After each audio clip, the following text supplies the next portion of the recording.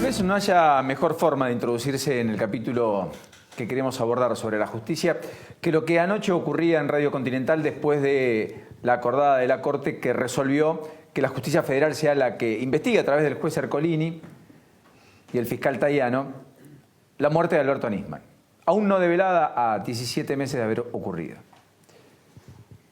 Hablé con el abogado Juan Pablo Pigliero, de la querella, de Sara Garfunkel, quien fue a buscar el andarivel de que sea la justicia federal la que investigue para que mueva la causa de una manera diferente a la que Palmaguini lo ha hecho. Bueno, escuchen el diálogo, parte del diálogo, un editado, un compilado muy breve, de poco más de un minuto, de las cosas que el abogado dice sobre la justicia, esa que conoce, que transita, que visita, que ve y que le es afín y que entiende además sus códigos y lo sabe descifrar. ¿Cuál es su mirada respecto a la misma justicia? A confesión de parte, relevo de prueba, dice el derecho penal. Escuchemos, y esta es la introducción para el debate que viene. Pero estamos hablando, como siempre digo, aunque suene feo, de un muerto en un baño. Entonces, si la justicia penal no puede lidiar con un muerto en un baño, que renuncien y se vayan a su casa. Porque de esto se trata, un señor muerto en un baño. Entonces, si no pueden asegurar la escena del hecho y conducir con rapidez una investigación, las fuerzas de seguridad, las autoridades de la Fiscalía y del juzgado de instrucción, en ese momento, la verdad, que no sé para qué están. Lo digo con dolor, pero yo soy un gran defensor de tribunales y vengo de tribunales al igual que todos los miembros de mi estudio. Pero me parece que las cosas se han vuelto muy difíciles. La verdad que no descarto nada, porque que aparezca un fiscal federal que hacía 5 días que había denunciado a la Presidenta de la Nación y al Ministro de Relaciones Exteriores por ese entonces, y que estaba a 24 horas de concurrir a aportar nuevas pruebas y un informe al Congreso de la Nación, y aparece con un tiro en la cabeza. El Foro Federal no intervino, es raro. La verdad que es raro, y hasta un chiquito de colegio se da cuenta que es raro. Y aún cuando hubiera intervenido, como finalmente hizo la justicia ordinaria, es extraño las cosas básicas que uno sabe de Hollywood, aunque no sea abogado ni criminalista, que es asegurar la escena del hecho. Nunca se aseguró esa escena del hecho. Y si entró y salieron más de 50 personas. Y le voy a dar un ejemplo, por ejemplo. Los custodias que estaban a cargo de la seguridad de Nisman se fueron a su casa. Pero yo le diría que hoy en día, justamente como bien marca usted, si hay una deuda en el Estado argentino o con la sociedad argentina, es el Poder Judicial. Porque los legisladores van y vienen, los políticos van y vienen, los jueces, mi estimado amigo, tienen sus cargos de por vida. Para que no te pase. Esa es la consigna, con la cual se van a congregar el 11 de octubre a las 6 de la tarde en el Congreso.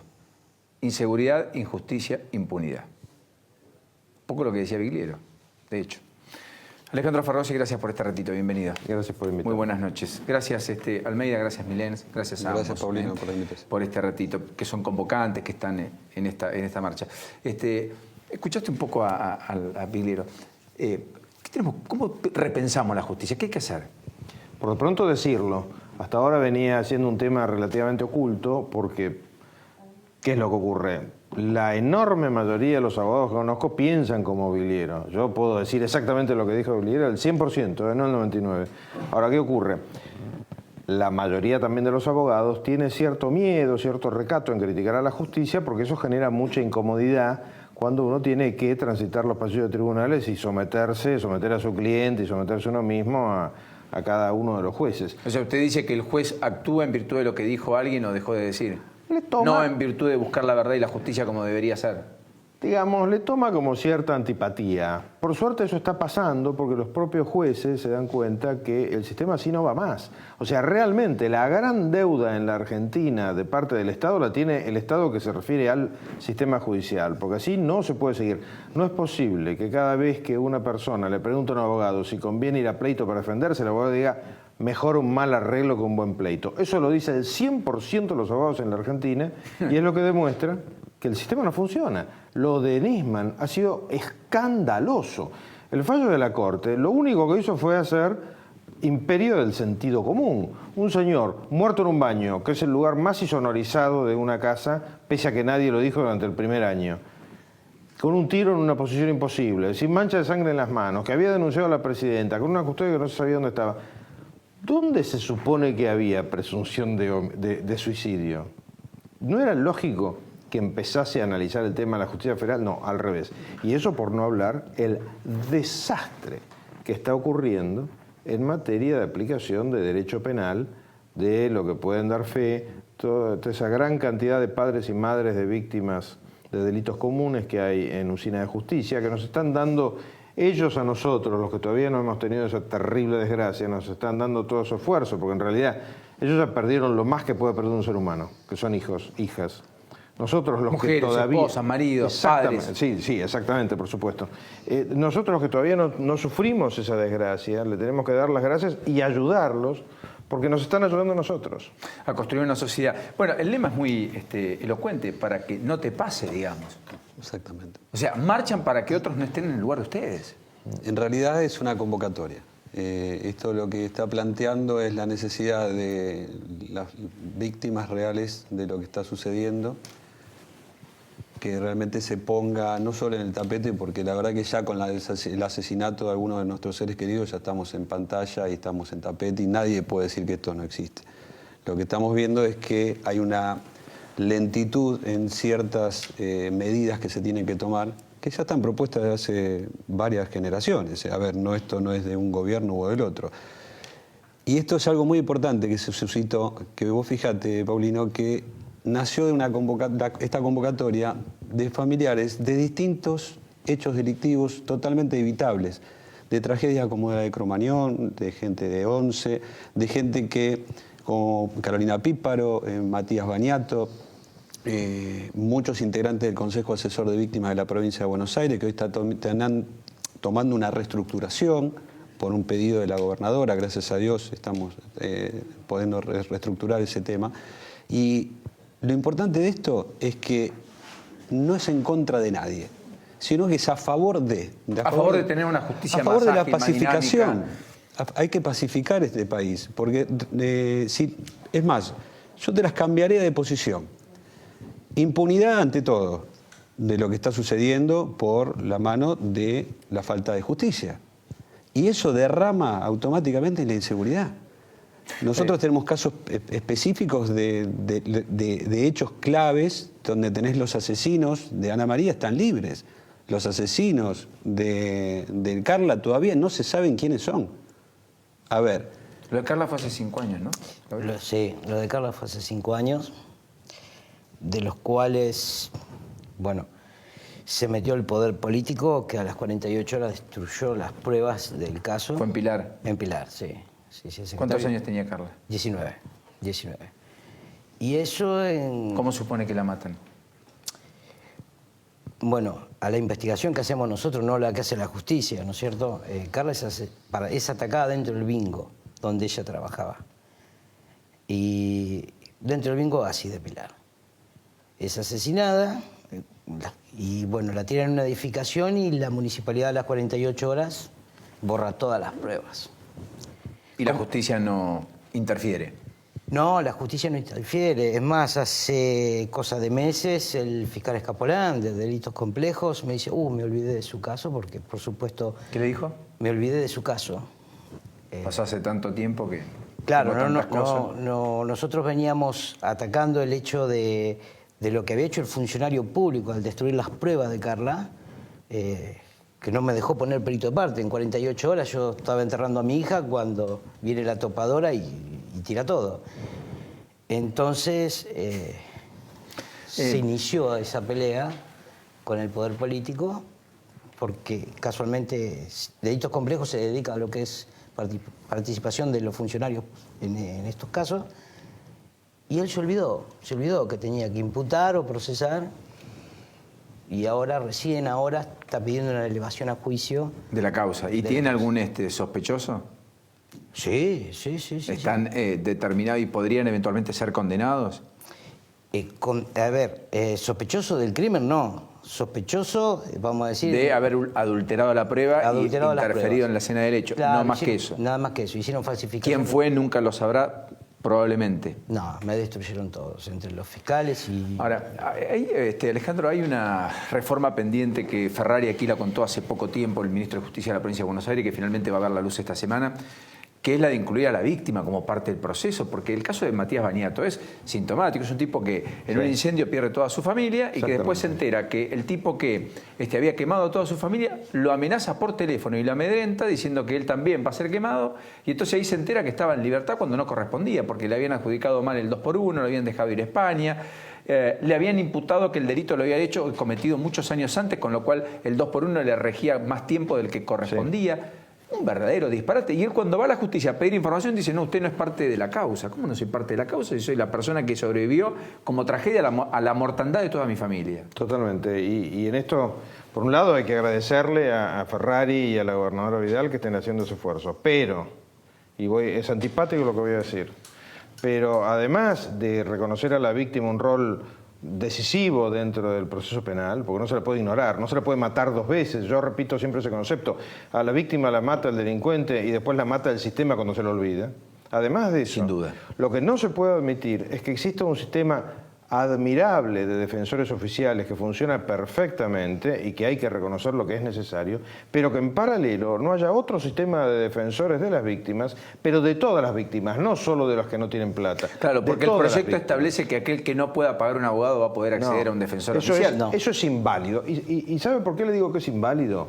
Porque no se puede decir seriamente a un país que se mata pagando impuestos que no hay plata para pagar defensores para las víctimas que han sido víctimas del peor de los delitos, que es el de quitarles la vida, el de quitarles la dignidad con las violaciones, el de destruirlos con una cuadriplegia, con una parálisis. Es inadmisible. Con lo cual eso que no tiene haya que plata cambiar para sí eso. o sí. Por supuesto. Y así como desde el día 1 el delincuente tiene un defensor oficial que lo acompaña hasta la condena, eventualmente, la víctima debería tener un defensor oficial que lo acompañe y que mientras uno entierra a un ser querido, alguien esté ocupándose de los procesos penales. El patrocinio jurídico gratuito por ley. Porque en la provincia de Buenos Aires se realizaron... Pero 200 años de historia y no lo tenemos. Pero aparte algo que es terrible. Yo les voy a hacer una cuenta para que ustedes se asusten. Y el doctor me va a dar fe o no si yo me estoy equivocado. ¿Podemos hablar de una justicia justa cuando... ante un hecho de suma gravedad, el primero que interviene es el juez de garantía? La apelación, Cámara de Apelaciones, son 3 jueces más, 4. Con suerte a juicio oral, 7 jueces. Con suerte a casación, 10 jueces, porque son 3 jueces más. Con suerte, siempre con la suerte, la víctima juega con la suerte de lado, no con la justicia real.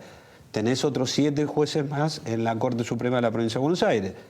Y con suerte tenés la Corte Suprema de la Nación. 24 jueces para que juzguen sobre el mismo delito. ¿Les parece justo eso? Exactamente, porque además ahí hay otra gran mentira, y es el tema de que se requieren las garantías de distintas instancias. Lo que dicen los tratados internacionales son 2 instancias, no 4 o 5 como ocurre en la Nación o en las provincias, porque en las provincias se agrava porque está encima la instancia de la Corte Provincial.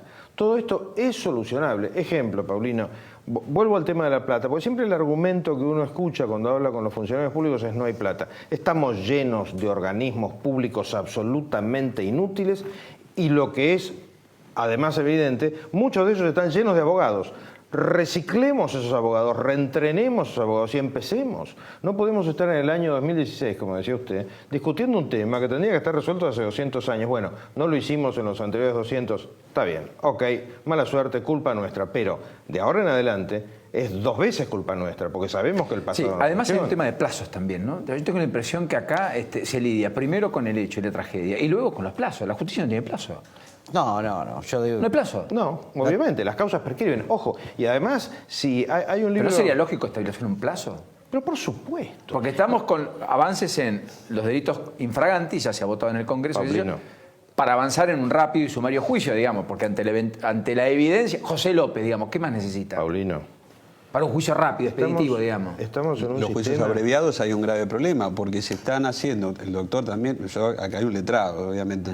Los juicios abreviados se deberían hacer justamente para delitos menores, para cosas más sencillas. Lo están haciendo para homicidios calificados. O para narcotraficantes, como Y ha han- habido y- en y se han, Rosario.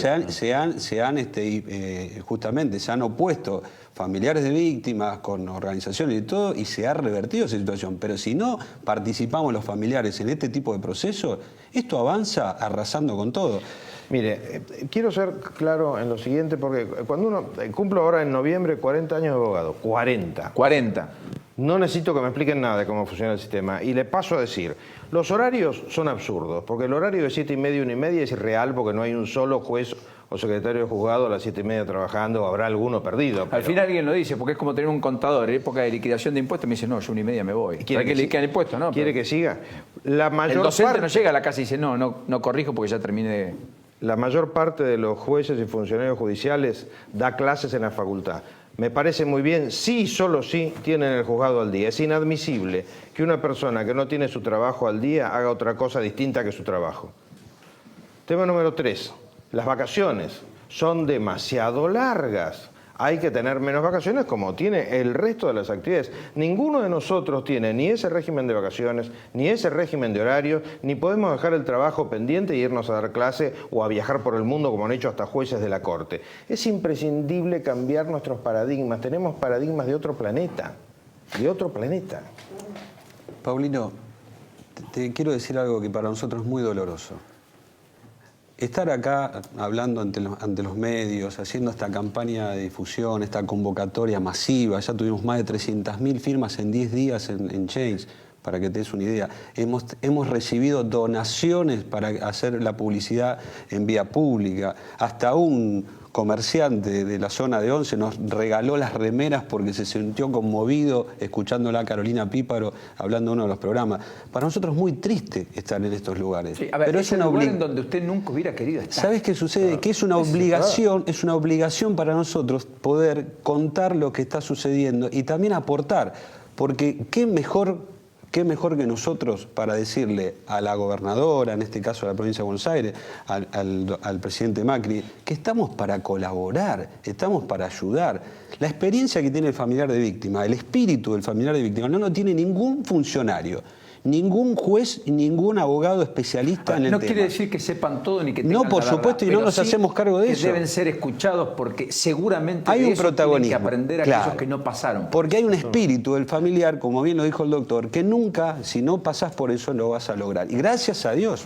Gracias a Dios. Me quedo pensando, las notificaciones judiciales llegan por correo, a vieja usanza, por carta. Entonces ahí la gente que quiere comprar tiempo no la recepción. Eso etcétera. se ha mejorado, hay muchas jurisdicciones, hablemos de todo el país, ¿no? Sí. Hay muchas jurisdicciones, incluyendo obviamente la capital, que ya funciona por Internet, notificación, por mail, sí, electrónica. Pero celular. el tema grave no pasa por ahí, porque increíblemente esas viejas notificaciones funcionaban fenómeno. El tema son la monumental cantidad de recursos, recursitos y recursotes que dan vuelta por el proceso. Y hablo así porque no quiero hablar como abogado. Porque como abogado, después de 40 años, a estos señores tengo que pedir perdón, no tengo cara para enfrentarlos como parte del sistema. A ellos y a todos los que han sufrido esto, que estamos hablando de miles de casos por año. Miles por año. Sí, no es claro. que fueron 25 en los últimos 15 años, son miles por año. Mañana va a haber muertos que no deben existir, sea porque hubo liberaciones que no correspondían, sea porque jueces con una soberbia que es inadmisible no escuchan al perito psiquiatra, como ha pasado. Ojo, no quiero decir que toda la justicia No, sea por mala. supuesto. La mayor parte es buena, Y pero el porque de lo problema es que la contrario- mala es demasiado mala. No, y hay un tema, que en el promedio uno termina validando lo malo. Quiero decir, el problema aquí, a diferencia de otros, es que en el promedio si da 7, estamos mal. Claro, y eso Porque es importante. el que está dentro del juez que está en 4 no va a ser nunca alguien que reciba justicia. Es que el problema... Es buenísima, Paulino, ese análisis, porque lo importante es, hay jueces de 10, 9, 8, 7... sí, Como los toda la hay, vida, digamos. Pero también hay jueces de 2. Y el nivel de la justicia no lo marca el juez de 10, lo marca el juez de 2. Exacto, efectivamente, a eso iba. Ese es el problema. Yo pienso que mientras la justicia siga de la mano del Estado, todo sigue arreglado. Esos son los jueces que tenemos nosotros. A mí Que en me- vez de ser juez son políticos. Nadie se dedica a lo que se tiene que dedicar. O porque la política interfiere, o porque ellos interfieren en la política. Primero el señor tiene derecho a decir lo que quiera, como primera medida. Y además lo que dice tiene razón. Porque fijémonos en lo que está pasando últimamente. Lo que está pasando últimamente es increíble. Hay una fila de jueces que cuando ven un micrófono se ponen a hablar. El otro día estaba hablando con un colega mío que hace 30 y pico de años vive, trabaja y ejerce la abogacía en Australia.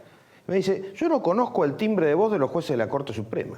Cuando los jueces hablan por los micrófonos quiere decir que no hay seguridad jurídica, punto. Los jueces no deben hacer política, ni siquiera para explicar lo que hacen. Un juez que necesita explicar una sentencia es que dictó una sentencia mala. Fíjate algo, un aporte sí, claro. pequeñito. Un cuestionamiento que los familiares de víctimas venimos haciendo hace muchos años también es la libre interpretación de los jueces, que está dentro de lo que corresponde, porque a veces dentro de la legalidad sus fallos son aberrantes. Nunca decimos que no, pero son aberrantes, porque dejar libre a un asesino, dejar libre a un violador que vuelve a cometer ese mismo ilícito, sin ninguna duda, porque es ya su metodología de vida, su forma de vida, acá estamos faltando en la libre interpretación. Por eso te decía, 24 jueces para una misma causa, con los mismos testigos. ¿Qué significa? Que sería bueno también que se empiece a trabajar sobre la limitación de las interpretaciones de los jueces. Porque la justicia es justa, teóricamente, pero los jueces son justos. Es que hoy, Roberto, yo pienso que la justicia está preguntando, se mira, ¿no? Y dice, pregunta primero el porqué, el de la víctima, pero nunca pregunta el porqué del victimario, en este caso. Siempre la víctima es la culpable de todo. De lo que hizo, qué habrá hecho la chica, qué habrá hecho el chico. Primero se investiga a la víctima. Siempre se investiga a la víctima, a la familia. Lo que ha pasado en mi familia no lo pasó nadie. Y con amenazas y con muchas cosas. Claudio, gracias por venir. Roberto, gracias. Gracias, Alejandro, por cierto. Una convocatoria que vale la pena y que aquellos que atravesamos el proceso penal argentino seguramente vamos a cobijar y acompañar. Porque esta justicia es una justicia verdaderamente que hay que modificar y cambiar. Yo quiero que compartamos, antes del cierre con Alejandro Cancelare, un audio que tiene que ver con lo que pasó ayer en San Miguel de Tucumán. Allí marchan, en la plaza del Jardín de la República, desde hace muchos años, las madres del pañuelo negro. Son las mamás del Paco y las mamás del dolor. Se encadenaron durante varias horas para que lo reciba el gobernador Mansur. Finalmente no ocurrió.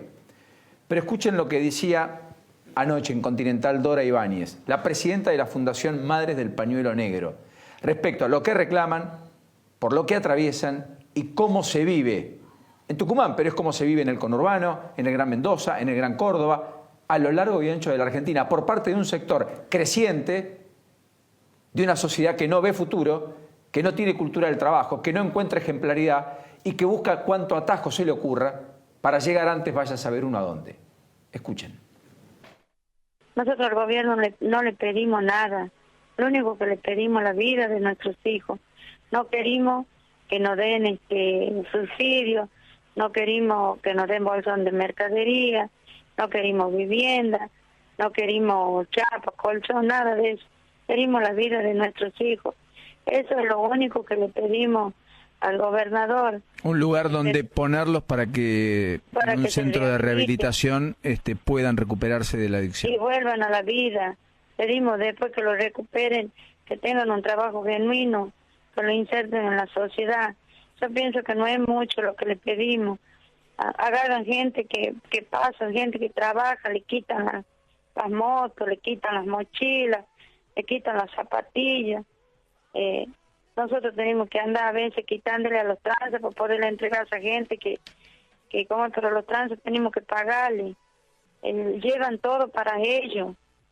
No roban directamente para que ellos se mantengan, roban para los tranzas. Hay madres que están durmiendo en tarimba, hay madres que tienen el techo de plástico, porque ellos no les han dejado nada, todo se lo han llevado los tranzas. Aquí lo que hace la policía lo custodia a ellos, no a las madres, no a los drogados, lo custodian a los tranzas.